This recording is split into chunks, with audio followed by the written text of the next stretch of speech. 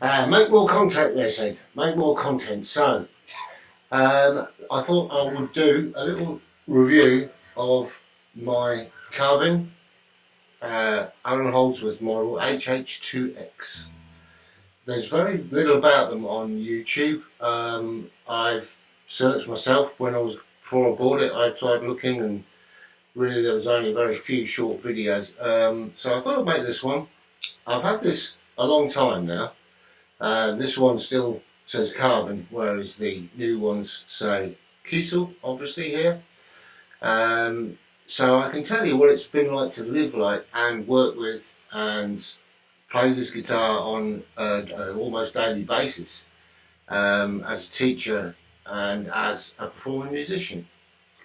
I bought the guitar for two reasons. One, it's light, very light. I think it weighs about £6. And two, it's very, very easy to transport. Okay, the guitar itself was designed by Sir Alan Holdsworth. We miss you, mate. Awesome guitar player, probably mostly known for his playing of Steinberger. Now this guitar, although it's Steinberger-ish, it has more meat to it. I want to point out before we go any further that this guitar was bought by me.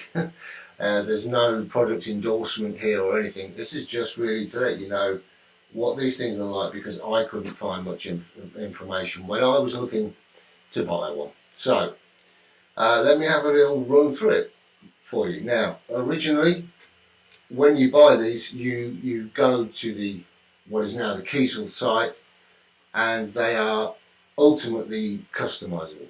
Kiesel will build whatever you want them to build. An incredible company. Not exactly the fastest thing in the world, but they're not as building a guitar, so we've got to be fair to them. This one, however, is the actual Alan Holdsworth sort of stock model. It's how he designed it. I don't have a flash top on it. It has a chambered body, so hence it's a light. It's an older body with a maple set neck. As you can see from the back, it looks like one piece. It's very, very comfortable to play. The only thing that I've done to it myself is I wasn't very keen on the Carvin Alan Holdsworth pickups. They didn't suit what I wanted to do. As a performer and a teacher, I'm required to play any style at any given time, and the Carvin pickups were very good, but I couldn't get the tones I wanted when I was trying to teach students certain styles. So I swapped them out for what used to be my favourite set. I'll tell you what my new favourite set is at some point. But it has a Seymour Duncan Jazz in the neck, and it has a Damasio Evolution in the bridge. And I'll run you through basically all the bits, shall I? Let's start with that. So at the bottom end here, you have a J Custom bridge, which is very much based on that kind of Steinberger trans-trem idea. It swings off the back of the guitar, and there's no actual springs in the body of the guitar. Everything is inside here. Now, as we're on about this is one of the few things that I've read on forums that people complain about, that because of the system being as it is, they can't get their guitars to stay in tune.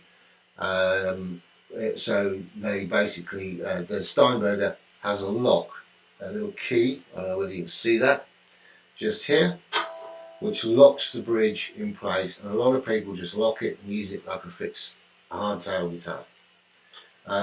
This screw here is for setting the tremolo up So what I do is I lock the bridge, I tune the guitar, I unlock the bridge, and then this will set it to 0, so I can get it back dead on the high string being on an E or the third string being on a G, and then I know that it's right. Now, I had similar problems when I first got it, and I can tell you categorically what to do. I took the bridge off, easy job. Now basically it works on 2 kind of bearings. If you put a little bit of WD-40 on the bearings, put it back together correctly, smoothly, it stays in tune and it'll go back to tune, and you don't have to do it all the time. I think I've done it twice in the probably 6 or 7 years that I've owned it, and it stays in tune perfectly. I can use the whammy bar, up, down, either way, it'll go back to 0. And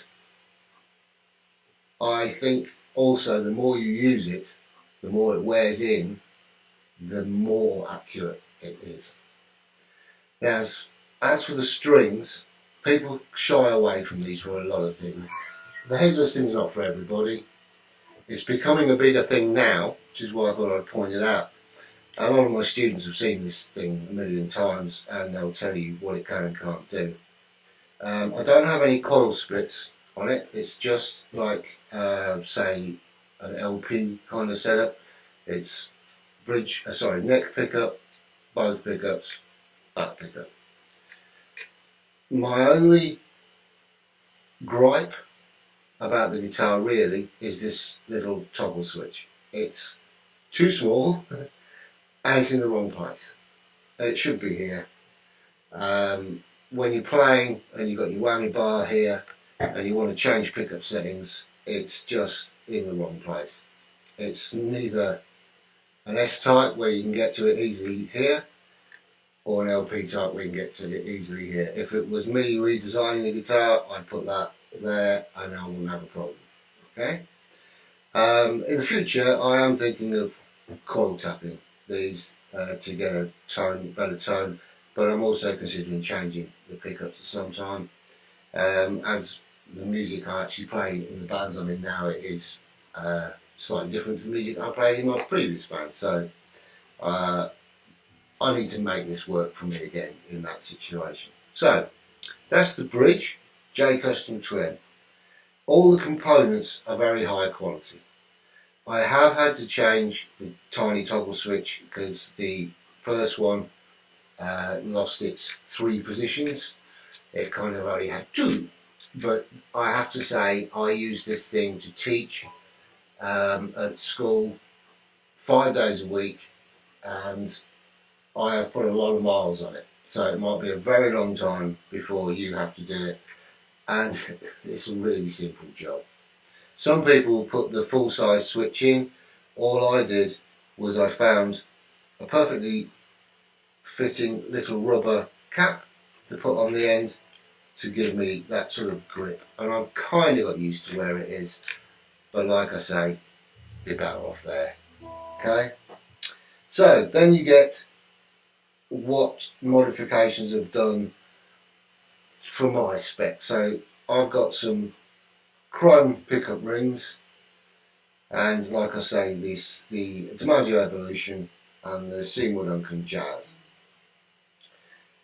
The neck is a kind of nice rounded D shape, and it's flat and fast. I think the radius is kind of 20, you know, which is a flat neck. And obviously, if you guys have ever seen or heard Alan Holdsworth playing, you will see why he needs a fast and flat neck. If you've never heard Alan Holdsworth play, then please listen to the guy play. He's a phenomenal guy, and made a huge impact on guitar players all over the world. It's got standard nickel frets, jumbo nickel frets on an ebony fingerboard on a maple neck, and mine is completely gloss black. Strap locks, and you can probably see here the little brass doohickey, sorry about that. That allows the guitar to use any strings. You don't have to use the double ball ended strings. You can use your favourite strings.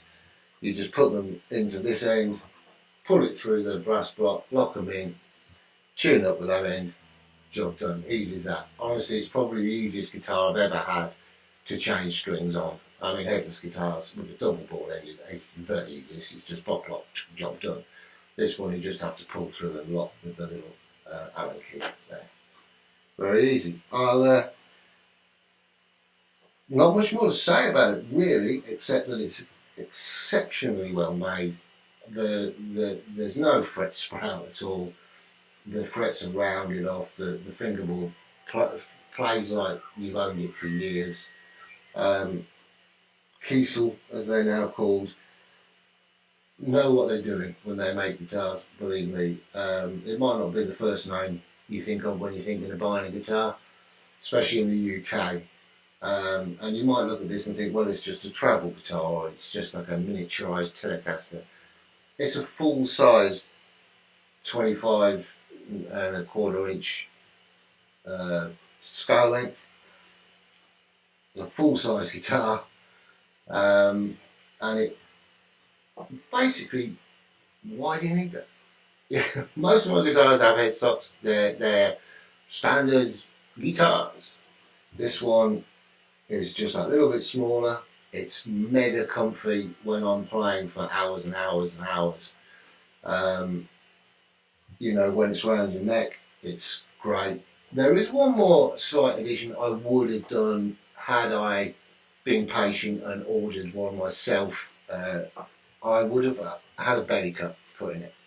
I do find it a little flat when I'm playing, so you kind of tend to be looking over, whereas with the kind of strap belly cut you get that more angled feel. Right, enough talk. Just going to play a few tones. This is the front pickup. I'm going to clean amplifier.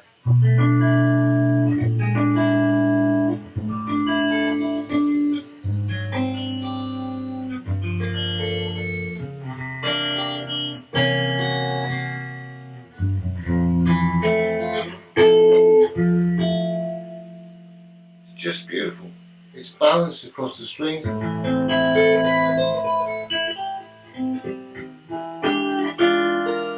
Okay. If I wind back the tone knob, I get that kind of more jazzy.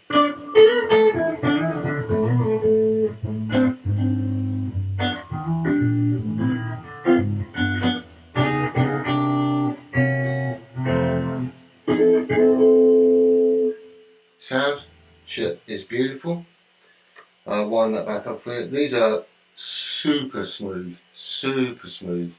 It's incredible. The in-between sound, I'll switch to a pick. In fact, I'll just do a bit of pick with the front pickup.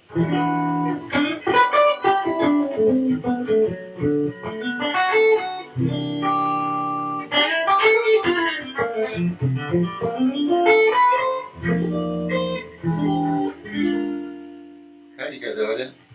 In the middle, you get the sound you would expect from a two-humbucker guitar in the middle.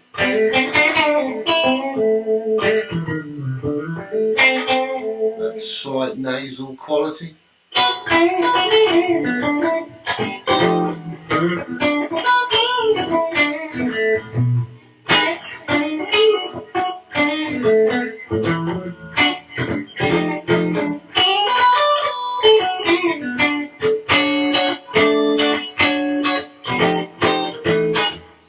You get the idea. It's a setting that I use a lot for my rhythm parts. You know, it's got that kind of nasal quality which you can get a great rhythm sound out of. And then finally, the Damasio Evolution, which is on clean.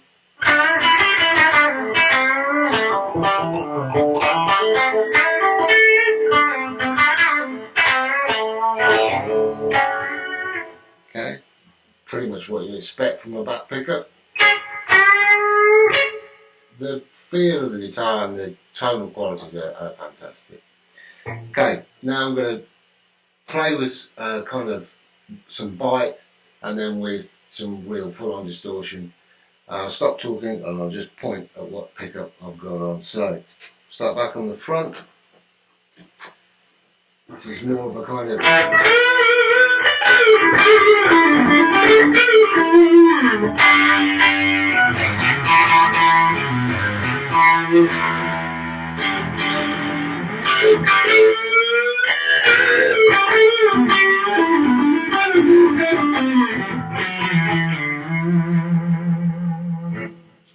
both of them.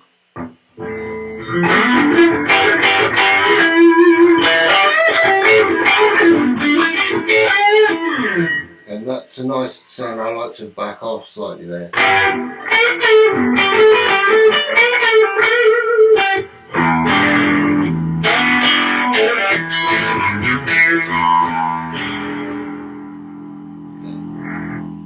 You can see that the volume really does work in a nice linear fashion. There's no sudden drop off.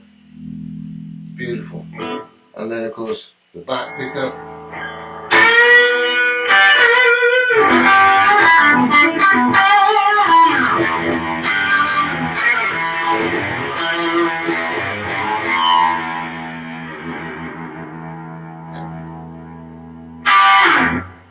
So again, that kind of aggressive, the reason I chose the Evolution is for a sort of rock metal sound. It has such clarity all the way through. I love it. Okay, and then finally I'll stick on some overdrive, sorry, some distortion. That one was really overdrive. Okay. On the front pickup, obviously it's very warm.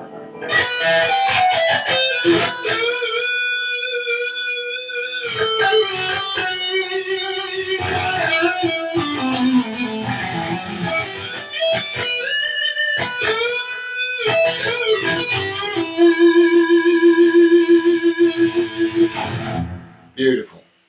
Lovely for that. You know what I was going with that. Okay, and middle.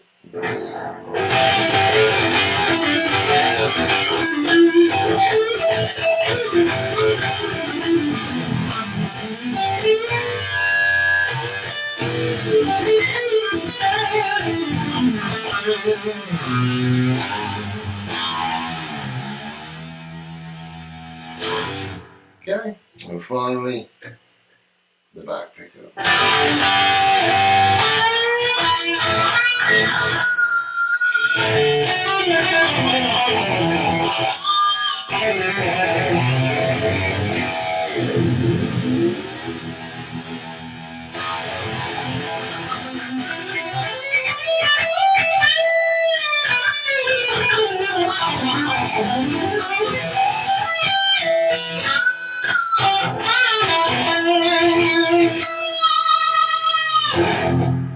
Okay,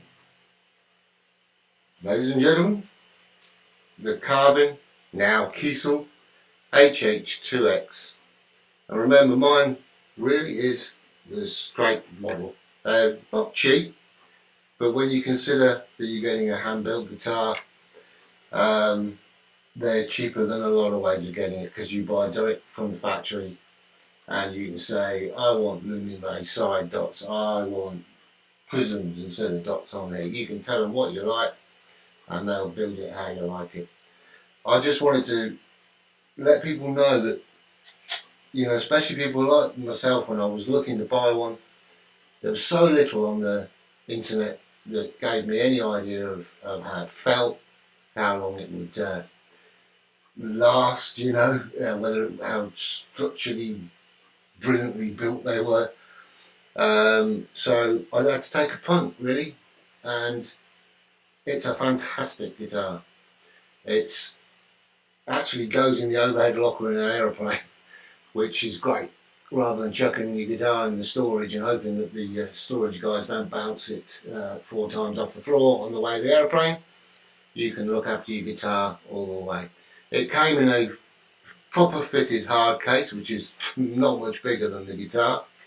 But I purchased the gig bag that goes with this guitar, which is a semi-hard case, and that's just fantastic. You know, you've got the guitar safely in there and a little bit of space for your music or whatever on the top. So I hope you enjoyed looking at my little guitar, and maybe it's made you think twice about checking out a headless whatever, mate. Everybody seems to be into them these days, so which is why I thought I'd give you a little rundown. So this is Nic Gray. Check it out. Have fun. Play the guitar often, as much as you can. Practice. Enjoy. Nic Gray. I'm out.